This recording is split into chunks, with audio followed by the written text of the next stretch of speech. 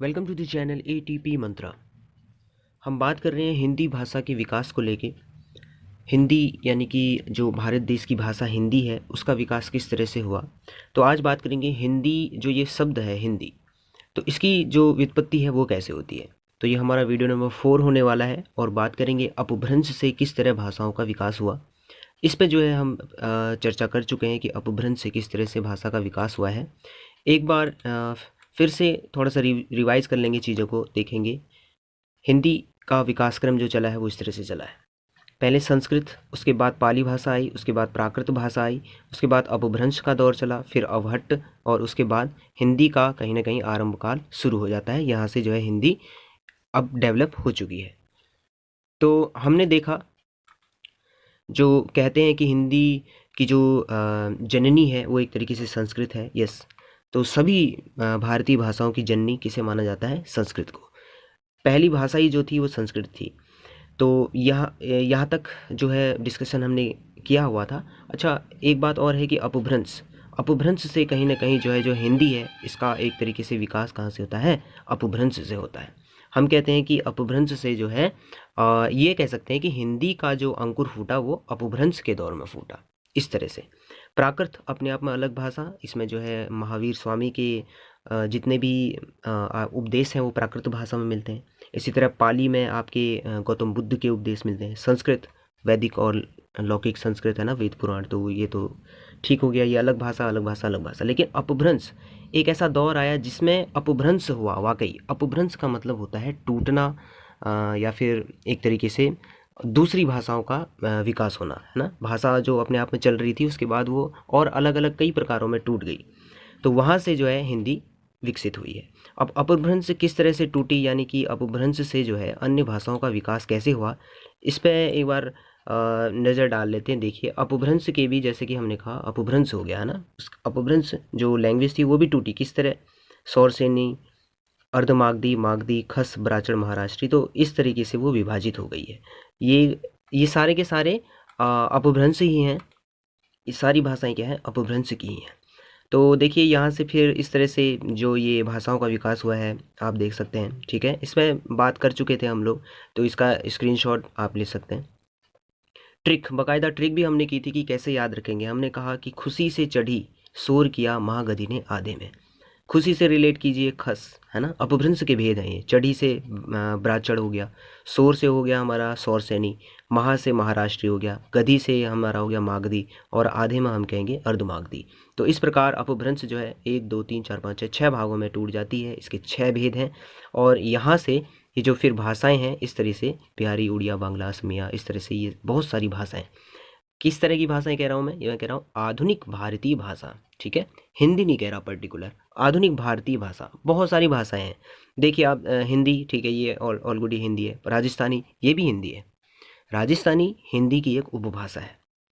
Confuse नहीं होंगे, बस एक जानकारी रखेंगे। गुजराती अपने आप में अलग भाषा है, इसका हिंदी से कोई मतलब नहीं है ना, ये हिंदी हो गई। बिहारी, बिहारी भी हिंदी का एक रूप है, उपभाषा है, ऐसा कहेंगे। उड़िया अलग हो गया, बांग्ला अलग हो गया, है ना, असमिया अलग हो गया। पहाड़ी आपका हिंदी का ये एक रूप है। तो इस तरीके से ये चीज़ें चली है। हिंदी का भी विकास हुआ, और हिंदी के साथ साथ दूसरी अदर लैंग्वेजों का भी, लैंग्वेजेस जो हम कहेंगे आधुनिक भारतीय जो आर्य भाषाएं हैं कई सारी, उनका विकास हुआ है। अब आपको एक चीज़ थोड़ी सी अजीब लगी होगी, मैंने कहा कि राजस्थानी भी हिंदी है, बिहारी भी हिंदी का ही एक रूप है। ठीक है, यानी कि हिंदी की जो है ये उपभाषाएं हैं वैसे अगर देखा जाए तो। पहाड़ी भी है। अब ये भाषा उपभाषा का क्या चक्कर है, उसको समझ लेते हैं। देखिए, फर्स्ट ऑफ ऑल आप ये बात ध्यान में रखेंगे कि हिंदी अपने आप में एक पर्टिकुलर लैंग्वेज नहीं कह सकते उसे। ठीक है, क्या कहेंगे? एक भाषा का समूह। एग्जैक्टली, हिंदी को क्या कहेंगे? एक भाषा का समूह कहेंगे, जिसके अंतर्गत उपभाषाएं 5 हैं। किसकी? हिंदी की। हिंदी की उपभाषाएं 5 हैं, और बोलियां कितनी हैं? 17। याद रखेंगे। देखिए, जैसे कि मैंने कहा कि अपना राजस्थानी एक हिंदी का रूप है, उपभाषा है। बिहारी भी है, इसी तरह पहाड़ी भी है। जो पहाड़ी लैंग्वेज है उसका अगर मैं आपको एग्जांपल दूं, जैसे मैं कहूँगा कि अगर हम कहेंगे जैसे मेरा नाम राम है। ठीक है, अगर पहाड़ी में से बोलूँ तो कहूँगा मेरो नाम राम छ। ठीक है, तो बस कुछ नहीं है, बस थोड़ा सा है। जैसे मेरा का क्या हो गया? मेरो हो गया। अब जो मैं यूज़ कर रहा हूँ उसको लिखने के लिए जो मैं लिपि यूज़ करूँगा, लिपि क्या होती है? ऐसे सिंबल्स या एक तरीके का रिप्रेजेंटेशन जिससे किसी लैंग्वेज को हम लिख लिख सकते हैं, है ना, वो लिपि कहलाती है। तो आप देखेंगे कि देवनागरी लिपि है, दोनों में सेम है ना। पहाड़ी भी ऐसे लिखूंगा मैं, और जो विशुद्ध हिंदी जिसे बोलते हैं, मेरा नाम राम है, उसे भी वैसे ही लिखूंगा। तो हल्का सा फ़र्क आ जाता है। वो कैसे आ जाता है कि अलग अलग क्षेत्र, है ना, संस्कृति का प्रभाव, क्षेत्रों का प्रभाव, फिर लोगों का प्रभाव, तो इससे जो है भाषा का विकार है, लेकिन वो है हिंदी। तो इस तरह हिंदी के कई सारे रूप हो जाते हैं आपके, बिहारी, राजस्थानी, पहाड़ी, इस तरह से और कई सारे हैं, ठीक है। जैसे कि मैंने बताया 5 उपभाषाएं, और इन उपभाषाओं में भी जो है 17 बोलियां हैं अलग अलग। तो सब इस पर बात करेंगे नेक्स्ट। फ़िलहाल अब जो है आज के टॉपिक पे थोड़ा सा डिस्कशन कर लेते हैं, वो है कि हिंदी शब्द की व्युत्पत्ति कैसे होती है। जो हिंदी शब्द है ये आया कहाँ से। चलो ठीक है, अब हमने हिंदी की डेवलपमेंट पे तो बात कर ली कि हिंदी जो है इस तरीके से विकसित हुई है। कैसे विकसित हुई है? देखिए, संस्कृत, पाली, प्राकृत, अपभ्रंश, अवभट, और बाद में हिंदी का विकास हुआ। अभी हिंदी जो वर्ड है, ये वर्ड कहाँ से आया है, ठीक है, इस पर बात करते हैं। अब देखिए, इसके पीछे भी एक बहुत ही इंटरेस्टिंग फैक्ट है। वो ये है कि जो हिंदी शब्द है, ये जो है सिंधु जो शब्द है यहाँ से आया है। अब ये कैसे आया है, इसको थोड़ा सा समझेंगे। देखिए, ये हमारा इंडिया हो गया, ऑल गुड। अब इस जो भारत का ये नक्शा है, इसमें आप देखेंगे ये वाला जो क्षेत्र है ना, पश्चिम का, ये यहाँ से क्या हुआ है, यहाँ से ही सारे विदेशी आक्रमणकारी इंडिया में आए हैं। गुजरात के नीचे आप ऐसे देखेंगे तो ये तो समुद्री हिस्सा हो गया, है ना। पूरब में इतने ज़्यादा कोई देश है नहीं जो यहाँ अटैक करेंगे, और इस साइड से उत्तर की साइड में तो हमारे क्या हो गए, पहाड़ हो गए, हिमालय पर्वत आ गया, तो यहाँ से आ नहीं सकते थे। तो जितने भी आक्रमणकारी आए हैं, कोई भी हो चाहे इंडिया में, वो लोग इसी साइड से आए हैं, ठीक है।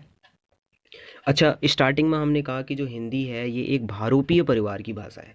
क्या है? भारोपीय परिवार की भाषा।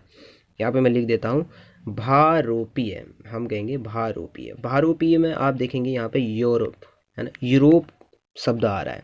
तो यूरोप का प्रभाव निश्चित रूप से, और उसकी भी एक ईरानी शाखा निकली, जैसे कि हम बात कर चुके हैं पहले वीडियो में। तो बिल्कुल देखेंगे आप, ईरानी और फारसी, इसका प्रभाव अब निश्चित रूप से यहाँ देखने को मिलेगा, क्योंकि यहीं से तो लोग आए हैं, ये बाहर से जितने भी लोग आए हैं, ठीक है। तो अब हुआ क्या है कि ठीक हो गया। अब ये लोग जब आए, जैसे ये लोग आए यहाँ से, तो जब ये आते थे ना, सबसे पहले तो इन्हें जो है, ये एक एक नदी है, ये देखिए आप, है ना, यहाँ पे नहीं दिख रहा, तो चलो, ये जो जैसे ये नदी है, ये वाला पार्ट, ये एक सिंधु नदी है। ये एक सिंधु नदी की लोकेशन है इंडिया के मैप में। तो जब भी ये लोग यहाँ आते थे, तो सबसे पहले ये सिंधु नदी को क्रॉस करना होता था इन्हें।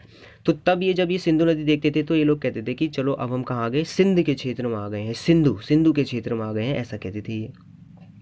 तो सिंधु का नाम बिगड़ा बिगड़ा ये हो गया हिंदू, ठीक है। अब हिंदू में भी ये बाद में फिर हिंद हो गया, और इसमें फिर नाम बिगड़ा बिगड़ा, और इसका नाम ई की मात्रा इस पे लग गई। किसका प्रभाव था? फारसी का प्रभाव था। तो फारसी का इसमें प्रभाव था, तो हिंद वो लोग हिंदी कुछ ऐसा होता होगा, ई लगाते होंगे, तो हिंदी हो गया वो।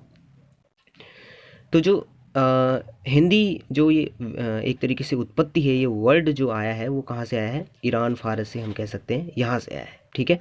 तो ईरानी फारसी का प्रभाव है।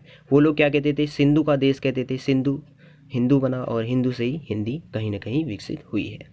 ये इसके पीछे एक जो है इस तरह की एक स्टोरी है।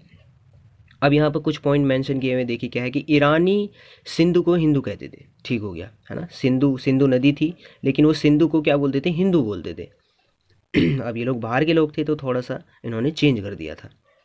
दूसरा पॉइंट यहाँ पर लिखा है कि हिंदी शब्द मूलतः फारसी भाषा का है। एग्जैक्टली, हिंदी नाम बिगड़ के आया ना। हिंदी कौन बोल रहे हैं? ये बाहर के लोग बोल रहे हैं। बाहर के कौन? ईरानी और फारसी। तो फारस का वर्ड है, ठीक है। एक्चुअली जो ये हिंदी है, ये मूलतः फारसी वर्ड है, ऐसा कह सकते हैं, ठीक है। फारस का है, फारस मतलब, अब वर्ड तो वैसे हिंदी हिंदुस्तान के लोग यूज़ कर रहे हैं, लेकिन ये कहाँ से आया है? हम कह सकते हैं कि फारस से, ठीक है।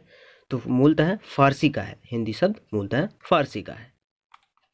ये है हिंदी शब्द के पीछे का जो एक रीज़न है, वो ये है। लेकिन कुछ जो हिंदी प्रेमी है, वो इस बात को एक सिरे से नकारते हैं।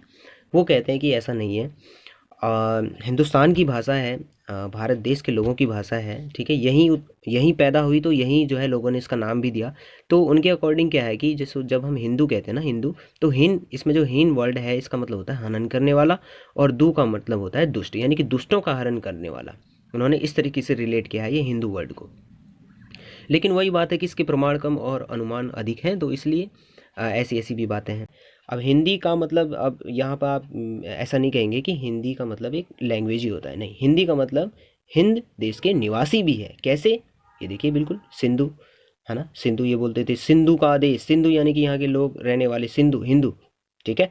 तो हिंदी यानी कि ये नाम बिगड़ के हिंदी हुआ, तो हिंदी यानी कि हिंद का देश, है ना, हिंद देश के निवासी। तो हिंदी यानी कि यहाँ के निवासी, तो ये भी अर्थ है, और लैंग्वेज अपने आप में, भाषा अपने आप में है ही। तो इसका जो हमें जो है, ये जो एक लाइन है इकबाल साहब की, वो क्या है? हिंदी है हम, वतन है हिंदुस्तान हमारा। तो यहाँ से भी पता चलता है, वो कह रहे हैं हिंदी हैं हम। अब हिंदी हैं हम यानी कि क्या, हम भाषा थोड़ी ना है। तो हिंदी का मतलब हिंद देश के निवासी हैं हम, और जो हमारा वतन है वो हिंदुस्तान है। तो ये कुछ बातें हैं। आई होप आपको चीज़ें क्लियर हुई होंगी। तो ये एक फॉर इन्फॉर्मेशन है ना, आपको पता होना चाहिए। तो ये बातें थी। नेक्स्ट वीडियो में हम चर्चा करेंगे कि किस तरह जो ये हिंदी की उपभाषा और बोलियां हैं, इनको कैसे याद रखेंगे। तो आज की वीडियो में इतना ही। पीस आउट दोस्तों, दिस वाज प्रियंक। मिलते हैं नेक्स्ट वीडियो में। धन्यवाद।